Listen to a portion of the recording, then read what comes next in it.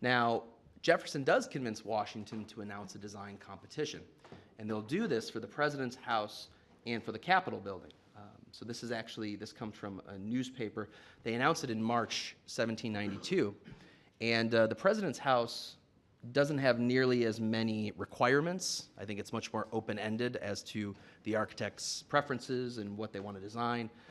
Ultimately, it's James Hoban who wins that design competition. The White House very much based off of Leinster House in Dublin and that Irish-Georgian tradition. But there is not a clear, decisive winner picked in July. But just to give you an example of Washington's involvement, when the deadline is approaching in mid-July to select winners, who makes a stop down in the district to oversee the commissioner's proceedings? Well, it's President George Washington. So you have to imagine for a moment, your boss tells you to pick a winner, and then he's standing in the room with you, and he says, I really like that one. Which way did the commissioners go? Well, they picked James Hoban. And the interesting part of that is that Hoban had actually arrived earlier in Washington to take a look at the site. He had been working at Souter's for quite a while. The commissioners had gotten to know him.